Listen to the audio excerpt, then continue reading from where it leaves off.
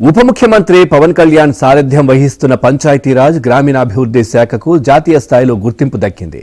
ఉద్యోగుల శిక్షణకు సంబంధించి అత్యధిక కార్యక్రమాలు నిర్వహించడం ద్వారా వారిలో శక్తి సామర్థ్యాలు పెంచడంలో ఆంధ్రప్రదేశ్ అగ్రభాగాన నిలిచింది. డిప్యూటీ సీఎం చొరవ, ఆ శాఖ అధికారుల ఆలోచనల కారణంగా గతంలో 24వ స్థానంలో ఉన్న ఆంధ్రప్రదేశ్ కూటమి ప్రభుత్వంలో నెంబర్ 1కు ఎదిగింది. దీంతో ఆ శాఖ ఉద్యోగులు, ఉద్యోగ సంఘాల నేతలు హర్షం వ్యక్తం చేస్తున్నారు.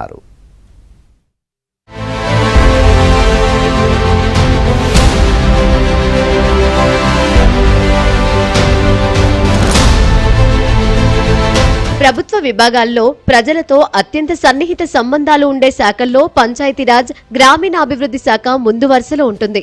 ప్రజలకు కావాల్సిన సంక్షేమంతో పాటు అభివృద్ధి విషయంలో ఆ శాఖ ఎంతో కీలకమైనది. ఆంధ్రప్రదేశ్ ఉప ముఖ్యమంత్రిగా ఉన్న పవన్ కళ్యాణ్ ఇప్పుడు ఆ శాఖకు నేతృత్వం వహిస్తున్నారు. ఏడాదిన్నర కాలంలో పంచాయతీరాజ్ గ్రామీణాభివృద్ధి శాఖల్లో విప్లవాత్మక మార్పులు తీసుకొచ్చారు. ఉద్యోగులు ప్రజలకు జవాబుదారీగా పనిచేయాలంటే వారి సమస్యలు తీర్చడంతో పాటు శక్తి సామర్థ్యాలు పెంచడం కూడా ముఖ్యమని పవన్ భావించారు. అధికారులు ఇచ్చిన సూచన మేరకు ఈ విషయంలో పవన్ కళ్యాణ్ ఉద్యోగులకు అవసరమైన అన్ని అంశాల్లో తోడ్పాటు అందించేలా చొరవ తీసుకున్నారు. 20 ఏళ్లకు పైగా ఒకే పోస్టులో ఉండి ఎదుగు పొదుగు లేకుండా ఉన్న పంచాయతీరాజ్ ఉద్యోగులకు పదోన్నతులు కల్పించారు. రాష్ట్ర చరిత్రలో రెవెన్యూ డివిజన్ స్థాయిల్లో డీడీఓ పోస్టులు ఏర్పాటు చేశారు. ఉద్యోగులకు సంబంధించి చాలా కాలం నుంచి పెండింగ్ లో ఉన్న సమస్యలను పరిష్కరించారు.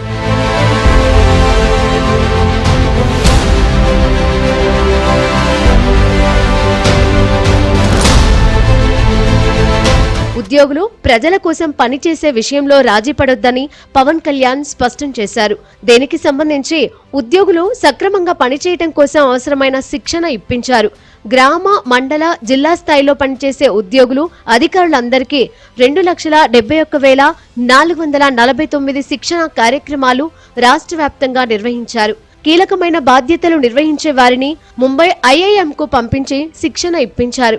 కేవలం ఉద్యోగులకే కాకుండా సర్పంచులు, ఎంపీటీసీలను సైతం శిక్షణ కార్యక్రమాలకు పంపించారు. తద్వారా శిక్షణ కార్యక్రమాల నిర్వహణలో వైసీపీ హయాంలో అట్టడుగున ఉన్న ఆంధ్రప్రదేశ్ ఇప్పుడు నంబర్ 1 స్థానానికి చేరుకుంది. నీటి సంరక్షణలో ప్రజల భాగస్వామ్యం పెంచే జల సంచాయి, జల భాగీదారీ కార్యక్రమంలోనూ ఏపీ మొదటి స్థానంలో నిలిచింది. ఏపీ గ్రామీణాభివృద్ధి శాఖ తరపున చేపట్టిన కార్యక్రమాలతో ఇది సాధ్యమైంది. 3 మంది ఉద్యోగులు మరియు స్థానిక సంస్థల ప్రతినిధులకు కెపాసిటీ బిల్డింగ్ లో శిక్షణ ఇచ్చి గతంలో దేశంలో 24వ స్థానంలో ఉన్న ఆంధ్రప్రదేశ్ని ఈ రోజున ఆంధ్రప్రదేశ్ నారా చంద్రబాబు నాయుడు గారి నాయకత్వంలోని కూటమి ప్రభుత్వం మొదటి స్థానంలోకి తీసుకొచ్చాం. అలాగే మొట్టమొదటిసారి మనం ఆర్డబ్ల్యూఎస్ ఇంజనీర్స్కి, డిప్యూటీ ఎంపీడీఓలకి విలేజ్ వాటర్ సెక్యూరిటీ ప్లాన్ మీద చాలా సంపూర్ణమైన ఒక సమగ్రమైన శిక్షణ ఇచ్చాం. అలాగే ఈ విధంగా పంచాయతీరాజ్ గ్రామీణాభివృద్ధి, పంచాయతీరాజ్ ఇంజనీరింగ్ విభాగం, గ్రామీణ తాగునీటి సరఫరా తదితర విభాగాల్లో ఎన్నో సంస్కరణలు తీసుకొచ్చాం. కొన్ని భవిష్యత్తులో ఉద్యోగులకి ఉపయోగపడే విధంగా మరెన్నో ఇప్పుడు మేము తీసుకొచ్చిన ఈ సంస్కరణలు ఇది బిగినింగ్ మటుకే.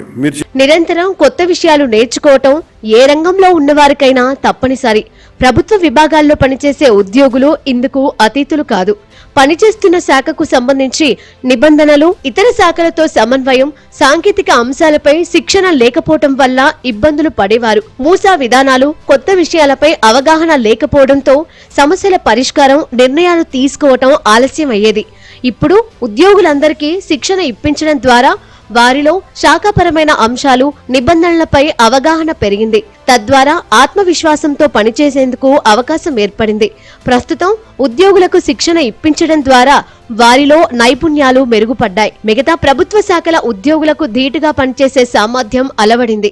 ఇదంతా కూడా పంచాయతీరాజ్ గ్రామీణాభివృద్ధి శాఖల్ని పటిష్టం చేయడంతో పాటు ప్రజలకు మెరుగ్గా సేవలందించేందుకు అవకాశం ఇచ్చింది.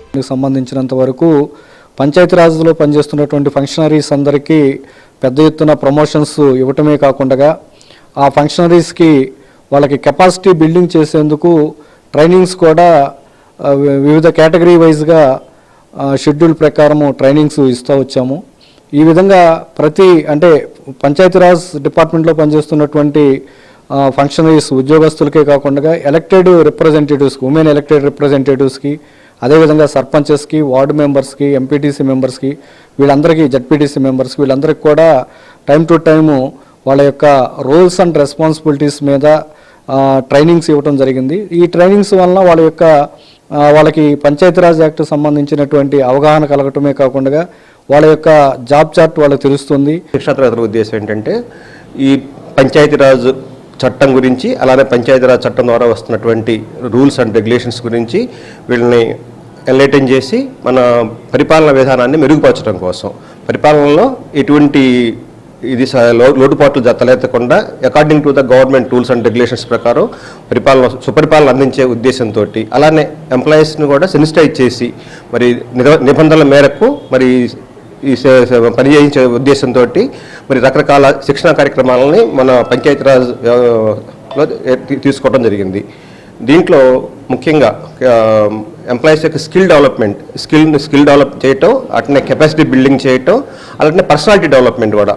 కేంద్ర ప్రభుత్వం నుంచి కూడా ప్రభుత్వోద్యోగుల శిక్షణకు సంబంధించి నిధుల పరంగా సహకారం అందుతోంది. రాష్ట్రీయ గ్రామ స్వరాజ్ అభియాన్ కార్యక్రమాన్ని ఏపీలో పంచాయతీరాజ్ శాఖ పూర్తి స్థాయిలో సద్వినియోగం చేసుకుంది. విజయవాడలోని state institute of rural development తో పాటు 3 ప్రాంతీయ కేంద్రాల్లో శిక్షణ కార్యక్రమాలు నిర్వహించారు. అభివృద్ధి జరిగిన ప్రాంతాల్లో ఫీల్డ్ విజిట్ చేయించి తమ గ్రామాలలో కూడా అలాంటి అభివృద్ధి చేసేలా అవగాహన పెంచుతున్నారు. వీటి ద్వారా ఉద్యోగులు మరింత బాధ్యతాయుతంగా పనిచేసే అవకాశం ఏర్పడింది. వీటిపైన కూడా వాళ్ళు అసలంటూ కాస్త కూస్తో మాట్లాడడం జరుగుతుంది. చాలా మంచి పరిణామం. అంతేకాకుండా దీని ద్వారా మా ఎంప్లాయీస్కి కూడా మేము ఎట్లా మా విధులు నిర్వర్తించాలి, మా రోల్ ఏంటి, ఈ జీపీడీపీ గ్రామాల అభివృద్ధి ప్రణాళికలో మేము ఎంతవరకు మా రోలు మేము నిర్వర్తించగలం, దానికి అనుగుణంగా మేము ఎటువంటి విధులు గ్రౌండ్ లెవెల్లో మేము చేయాలనే దాని కానీ, అలాగే ప్రజాప్రతినిధులకి గ్రామ సభల యొక్క వాల్యూ కూడా చాలా చక్కగా తెలుస్తుంది. వాళ్ళు కూడా గ్రామ సభల్లో మాట్లాడటం, ఈ జీపీడీపీలకు ట్రైనింగ్ తీసుకున్న అంశాల మీద గ్రామ స్థాయిలో కూడా గ్రామ సభల్లో ఇట్లా మనం మేము ట్రైనింగ్కి వెళ్ళాము, ఇట్లా అడుగుతున్నారు కాబట్టి మనం కూడా మీరు తీసుకునే నిర్ణయాలే అక్కడ మన గ్రామంలో శాసనాలుగా ఉంటాయి కాబట్టి మీరు చర్చించండి చెప్పని ప్రజాప్రతినిధులు కూడా ఎంతో వాళ్ళు అవేర్నెస్ పొంది చక్కగా నిర్వర్తించడం జరుగుతుంది. సార్, తుమ్మలపాలెం విలేజ్కి వెళ్ళడం జరిగింది. అక్కడ ఎక్కడ లేని విధంగా మరి మేము కూడా వివిధ గ్రామాల నుంచి వచ్చాము కాబట్టి మేము ఎక్కడ కూడా చూడని విధంగా చాలా చక్కగా ఎస్డబ్ల్యూ షెడ్ మరి చక్కగా సుందరంగా కూడా ఉంది. అదేవిధంగా సుందరంగా ఉంచడం కాదు, వాళ్ళు ఏం చేసినట్టు వాచ్మెన్కి సపరేట్గా ఒక రూమ్ ఏర్పాటు చేసి అందులోనే ఫ్యామిలీ ఉండేటట్టు కూడా చేయటం జరిగింది. వాళ్ళు అక్కడ క్లాప్ మిత్రాలు మాత్రం చాలా మాట్లాడటం కూడా జరిగింది. అక్కడ క్లాప్ మిత్రాలు వాళ్ళ ఎలా ఎక్స్పీరియన్స్ ఎలా చేశారు ఏంటి, ఆ ఎక్స్పీరియన్స్ నుండి ఆ ఊర్లో ఫస్ట్ ఆఫ్ ఆల్ క్లాప్ మిత్రాలు పెట్టినప్పుడు ఎలా చేతరించుకునే వాళ్ళు, అదే ఊర్లో వీళ్ళని ఇప్పుడు కూడా అంత మంచి సర్వీస్ ఇస్తున్నారని ఎంతో బెటర్గా యూజ్ అవుతుందండి. దానివల్ల శానిటేషన్ కూడా చాలా యూజ్ఫుల్గా అవుతుందని. కానీ ఆ పరిసరాలు కూడా మేము చూసాము, చాలా నీట్గా ఉన్నాయి. మొత్తం మీద గత ఎన్నికల్లో 100% స్ట్రైక్ రేట్ తెచ్చుకున్న పవన్ కళ్యాణ్ డిప్యూటీ సీఎంగా కూడా తనకంటూ ప్రత్యేక గుర్తింపు తెచ్చుకున్నారు.